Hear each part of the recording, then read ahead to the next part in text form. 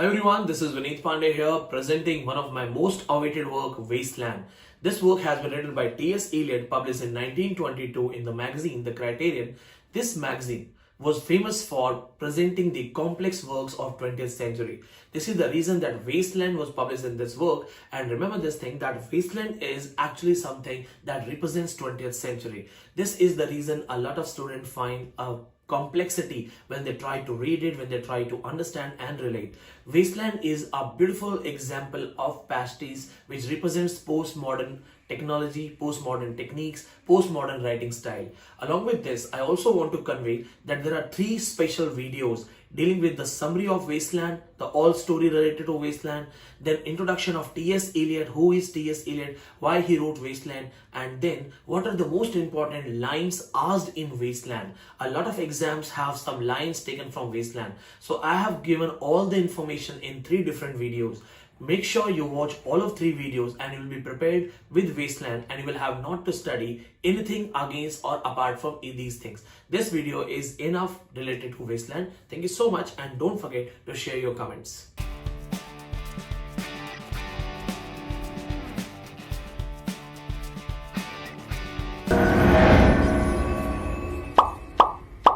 Hello everyone, this is Vineet Pandey, and in this lecture we are going to talk about T.S. Eliot, Thomas Stern Eliot, who is famously known as the Renaissance man of 20th century. Remember this thing, he has been called Renaissance man of 20th century. Remember this thing that T.S. Eliot was more schooled than any other literary figure of his time. He studied in classical literature, and his study in classical literature cannot be matched with any writer of his time. He was one of the 7 siblings in his family, and his father was a rich man. His grandfather was a Unitarian minister. Now remember this thing, that what is the concept of Unitarian family or Unitarian minister? Unitarian family or Unitarians simply believe that there is just one God, and they do not believe in the doctrine of Trinity. Trinity's doctrine means the Holy Spirit, the Father and the Son. If you remember this thing, you must have seen some ghost movies where they try to exorcise a ghost, and they use the name of the Father, the Spirit and the Holy Son. I command you. So you must have seen the movies like exorcism and all. So there you must understand this, that they believe the God, the Father and the Son. So the Son is this guy, Jesus Christ, and the Father obviously the God himself, and then the God is overall. I am not very much sure about Christianity, so if any of you is a Christian and find some drawback, forget it, okay? Just remember that T.S. Eliot was from Unitarian background, and he didn't believe in the concept of the doctrine of Trinity. Remember this thing, T.S. Eliot's family was known as Boston Brahmins. So don't forget this concept, the concept of Boston Brahmins. Now, as I told you that T.S. Eliot was one of the 7 siblings. He was suffering from hernia initially, and this was the reason his father afforded a nurse, an Irish nurse who was from Catholic background and became one of the first Catholic influence. So it's simply the inclination towards Catholicism comes from his own childhood, where the Irish nurse was from Catholic background. Now remember this thing, he got married to a lady, Vivian Highwood, in 1915. 1915, Vivian Highwood, one of the first marriages of T.S. Eliot, where he was not happy at all. See, this lady Vivian Highwood, she was happening, she was smart, she was flirtatious, but at the same time she was suffering from anxiety, frenzy, and technically some cynical behavior. So this was the reason that Vivian Highwood, she was later taken to the mental asylum where she died, and after death of this wife's death, Eliot suffered from a nervous breakdown. As the result, he went to recuperate in a Swiss sanatorium on medical advice, and when he returned after 2 months, he gave a piece of manuscript to Ezra Pound, which is known as Wasteland. Now later he married once again, and this time he married his own secretary, his own assistant, Valerie. Valerie was actually the assistant of T.S. Eliot and a secretary, and he married her married her after this is a second marriage. Now remember this thing, that the age of T.S. Eliot was actually ridden with religious crisis, and being a Christian, he was deeply influenced by biblical stories, incidents, myths and his teachings. Biblical symbolism, imagery. For the very time he adopted Catholicism. He himself mentioned that he adopted Catholic Christianity in 1927. Don't forget, he himself said that I became a British subject in 1927.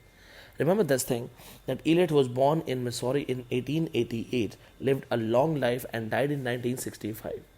His first publication, The Love Song of J. Alfred Prufrock, is regarded as a masterpiece of the modernist movement, which was followed by some of the best known poems in English language.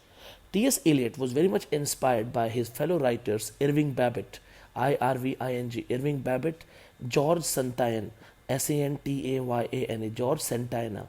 Both of these writers, they were very much interested in different philosophies related to Christianity and was against Unitarianism. We say that later even T.S. Eliot started criticizing his own family philosophy, Unitarianism. T.S. Eliot has also taken inspiration from the greatest writer James Thomson, his famous work The City of Dreadful Night.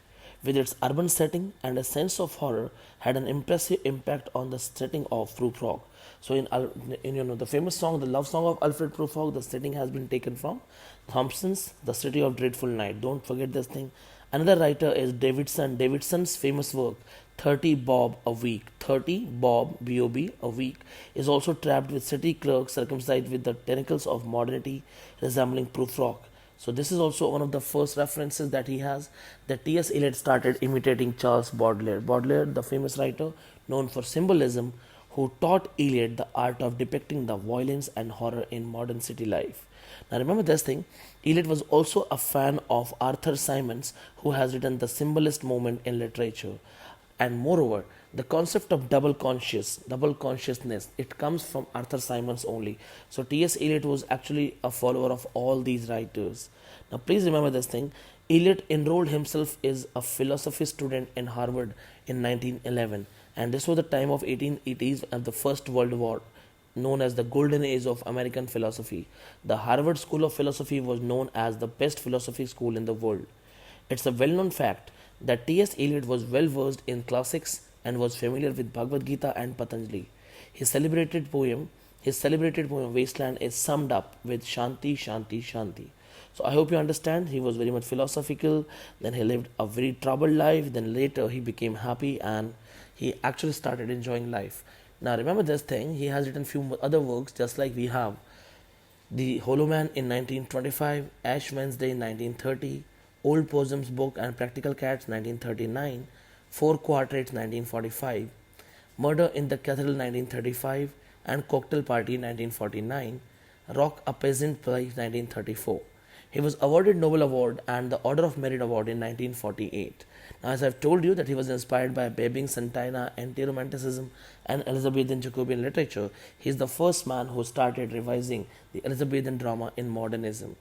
After the outbreak of World War I in 1914, T.S. Eliot went to England where he studied Greek philosophy at Oxford and taught in a school at London, later started working in a bank known as Lloyd's Bank. So don't forget, he was a teacher also and then became a serviceman in a bank.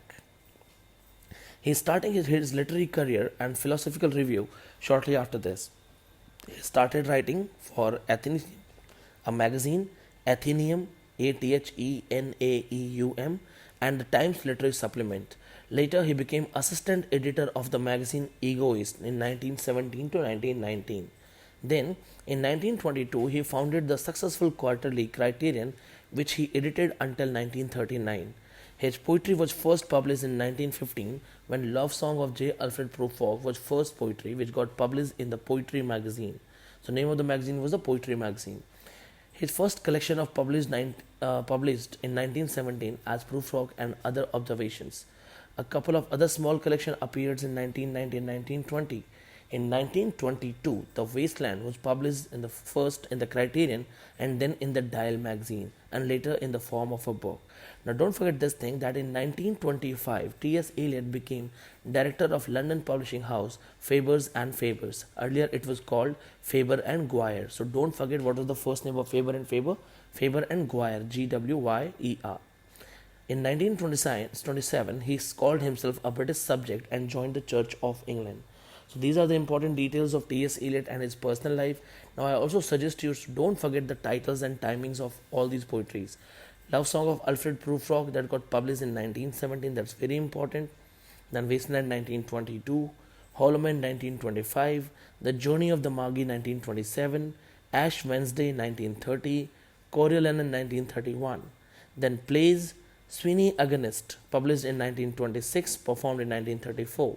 Another play, The Rock, performed in 1934.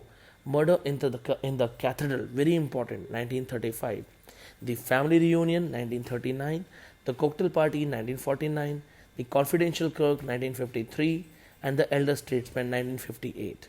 In non-fiction, he has written his great works. Remember this thing, Tradition and Individual Talent, 1920. The Second Order Mind, 1920. Christianity and Culture, 1948. Sacred Wood, 1920. Homage to John Dryden, 1924.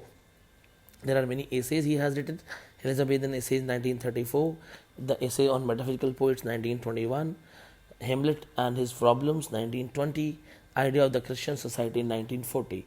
So these are the most important details about T.S. Eliot and his personal life.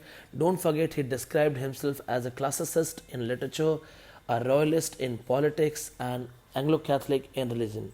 And now, in one more audio, I'll be talking about his poetry lines and important details of Wasteland. Thank you so much. May God bless you. Take care.